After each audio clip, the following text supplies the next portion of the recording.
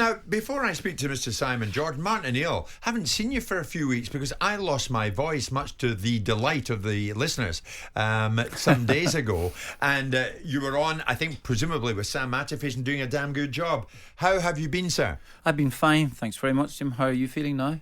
Very good, and thank you for asking, good, which is more than he would ever do. Yeah. Martin, you've been to a few games as well. You've been taking in some matches. Yeah, the day I did talkSPORT, I travelled up to Manchester City and Aston Villa, which was a good game. Following day, which was the Thursday, I went down to Stamford Bridge, Chelsea and Manchester United, which was an incredible game of football. Yeah. And followed. I went last Tuesday. I went to Arsenal against Bayern Munich. So yeah, watched a few games. Here, there and everywhere. Mr. Jordan, good morning. Good morning. You've had a busy one, have you not? In your other media pursuits, you've been here and there. I've been hearing on the grapevine. How's it been going? What can you tell us? I had a good chat with David Gill on Friday. Okay. Yeah, good 2 hours with David Gill. He's a very interesting and very, very thoughtful person about all things Manchester United and all things football. So yeah, played a lot of padel tennis this weekend. Got to do a podcast this evening with Callum Smith, John Terry later on in the week. Oh, right. Oh, Callum Smith boxer tonight. Yeah, indeed. Excellent. The famous Smith family. Indeed. I was at the EFL Awards last night, Martin. Shortly, we're going to be hearing from Kieran McKenna. What about 11 o'clock? Thank you, producer Luke. Good job, he's done. There's a lad who's impressed many people in the game, Simon. And I'd forgotten, Martin, that he'd been at Manchester United and had such a good spell under the likes of Mourinho, under Ole, under Ranić. And he gleaned a lot of valuable experience during that time. Well, you would do with those people in charge of the football club. So, but his tenure at Ipswich has just been fantastic. Yeah, really terrific. You know, getting a side up. There he is competing with the three teams that went down, don't have the money, and it has been a powerful season for them. Yeah. So, Championship Manager of the Year, Kieran McKenna. You're going to hear from him shortly. And another couple of chats with a couple of players I'll tell you about later on, further down the line. But as I said at the top, a defining day in the title race as both Arsenal and Liverpool lose. So, is it going to be that same familiar story unfolding again? Manchester City, Premier League champions. What actually happened yesterday then? Arteta in a moment, but first Jurgen Klopp. We have to be around when the others struggle. If they struggle at all, we will see that. And if not, we still need points for the Champions League, all these kind of things. So it's like, we have to play better football. That's my concern. And that for 95 minutes or 100 minutes. Then it's okay. And then take what you get, was always like that. But you should not play like we played in the first half, but it happened. And that I couldn't turn it around with the boys, that disappoints me personally a lot. You want to play at this level, you're going to have these moments through games, after games, and you're going to have to stand up and count. And this is our challenge now, and that's what we have to do. If we are capable of doing it, we become a team with a real chance to win things, and if we don't, obviously not. So that was that. Simon, are Arsenal and Liverpool seasons in danger of unravelling? Is this what we're witnessing?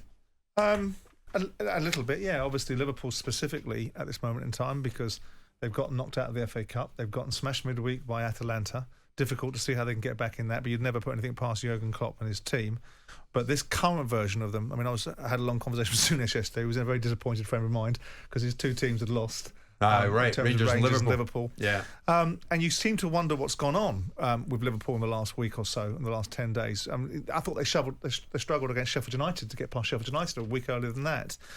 You wonder how big these players are and how able they are to overcome the adversity, because we build them up as being this Liverpool side that was potentially on course for a quadruple. They've been in this situation before, and here they are, really quite legitimately staring down the barrel of a League Cup win. Yeah, that's what they're now potentially looking at. Look, I still think there'll be another twist, but Man City are looking. Do you think? I think they would. Manchester City are looking in a very familiar position. Well, this is my point. Manchester City are looking like champions again. You know, you look at their run-in. They're running on paper, which you don't win anything on, but notwithstanding that, you have to take it into consideration. Looks the less challenging of the lots. It looks like Manchester City, you know, whether you like it or you're not, could be on the way to another treble. You know, Premier League, FA Cup and Champions League. You know, it's difficult to see past them for any of these competitions. Right. Martin, why does a run-in do things like this to big clubs like Liverpool, with all due respect to Palace, and Liverpool losing to Palace, with all due respect to Villa, and Villa having a hell of a season. It's not over yet, but Arsenal lose at home to Villa. Why does a run-in do this to certain teams? Well, it can happen, Jim. I mean, people that have got normal human frailties, and when you see the prize in front of you and you think that you've been thereabouts for the whole season, and it's within your grasp, suddenly it becomes a bigger task. But City don't seem to have these frailties. Oh, well, that's true, and they don't have them because they have a habit of winning football matches now. And I suppose, well, here's an interesting point. Would you feel then, if Manchester City, now 2 points clear with 6 games left, they would have loved that situation about 5 weeks ago? That if they lose it, they wouldn't be considered bottlers in the league because their history has proved that they aren't. So I just think it's a wee bit early to call. It's Arsenal's first loss against first loss in 2024, which is amazing, really, when you think about it. They had a tough old game during the week against Bayern Munich. At the game myself, they had a chance to make it 2-0 just before Bayern scored. Different ball game then after that. So it's just, and Arsenal losing, I suppose, against Aston Villa. But Aston Villa themselves are doing brilliantly, looking for a Champions League spot. I think the Liverpool result, on the back of being beaten by Atalanta, was a bitter one for Klopp to take. Yeah. I mean, Simon, the messages came in thick and fast for me at the weekend there.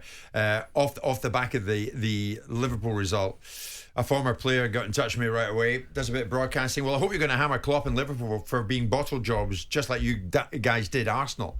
I mean, do you still feel that Arsenal have got this tag, incidentally, that they might well end up bottling it? And in fact, if they go out to Bayern midweek, they will have bottled it. But everything is contextual, right? Arsenal were top of the league, and Arsenal snatched defeat from the jaws of victory. They didn't lose the league last year because they got done a couple of times by Man City. They lost the league because of a run of games against teams that they should have been able to overcome. And that's where that observation comes. It doesn't mean you're a bottler in perpetuity. It means, in that particular instance, they choked when it came to the business end of the season. Now, you look at Arsenal now. I think you've got to look at the result yesterday and say that Unai Emery was probably tactically more adept than Arteta. So he should be. He's 10 years older, more experienced, been around, managed a lot of different football clubs, including Arsenal. Villa have done a double over them. So that tells you something else. Look, I still think there'll be a twist, but again, I looked at Arsenal last week before the run of fixtures, and you find yourself in a situation where, as much as you want to be definite, circumstances like, what was it, Harold Wilson said, events, dear boy, 7 days in politics is a lifetime, and so it can be in sport. Because at the beginning of last week, I'm looking at Arsenal thinking, I think they can win this league. And then a week later, they put in a performance against Bayern Munich where I thought they were slightly immature at times during that game. And City just keep on grinding out results. They bashed Luton up 5-1. They'll move on to the next fixture. They've got proven players now that have won the league 3 times out of the last 4, so they know what they're doing. And whereas Arsenal and Liverpool are beginning to show certain frailties, and the bigger one for me is I'm surprised. I mean, they were profligate against Palace. They had chances, but so did Palace. Palace, they could have been 2-0 up if Robinson hadn't cleared it off the line. And you look at that and you think what Klopp said was, you're going to see a reaction. Now, you kind of did, and you didn't. They've gotten beaten 1-0 at home by Crystal Palace. And that wasn't the reaction that anyone anticipated from Klopp's team after getting their heads handed to them by Atalanta. Yeah. So I don't know what it tells you about this Liverpool squad. It might tell you that everything isn't quite as rosy as one would have thought it was in terms of the calibre of players that Klopp will be leaving behind for the guy that walks through the door. I was just talking to a couple of people at the dinner last night, the FL dinner. We were talking about Liverpool, Martin. And it was being suggested, the mood was bound to change when the announcement about Klopp came along. The mood was bound to change one way or t'other. It would either galvanise them or it might throw a bit of uncertainty into the mix. And it's the latter that we're witnessing at the moment, isn't it? Well, you see, Simon mentioned about a week being a long time in politics. Just after the League Cup final, we were talking about this, how the whole football club had been galvanised by Klopp himself, but by the very fact that he would be leaving. That League Cup, he mentions himself, will go down in his memory as one of his best ever, even though he's at a league championship and a Champions League to his credit as well too, and including the times he was at Dortmund. So And that's not that long ago. So now suddenly they've lost a game or two. I think the telling comment was that he said himself, he's disappointed with himself because he wasn't able to at half-time. Or whatever he said at half-time didn't seem to have the desired effect. It didn't turn the game round. But I think if you're talking about this bottle thing, I'm a bit concerned about it. It's elusive for Arsenal because they have to get over the line. Once they get over the line, if they ever do, then winning the following season actually becomes easier. Believe it or not, you have to get over that line. And do they get over the line though this time? That's a very good question. Do they get over the line? Simon mentioned something about there might be twists and turns. I think they probably could be as well too. Can they still win the league? Yeah, they can. But yesterday was a major blow to them. Not phenomenally unexpected considering that Aston Villa are a decent side. But it's still tight. Still tight. So are there any more twists and turns to come? Some of you out there probably will say yes, there are. But then when you look at it, Manchester City top on 73 points and they're in a familiar position, are they not? Is this how it's going to finish up? Manchester City 1 and maybe Arsenal, Liverpool 2 and 3, maybe the other way around. But Manchester City, are they going to win another one? Are they looking like it? Seems to me that they're on the brink again. Bit to go yet, but are there still some twists and turns yet to come? Jim White and Simon Jordan. Monday to Friday mornings from 10 on AM, on DAB, via the talkSPORT app and on your smart speaker. talkSPORT.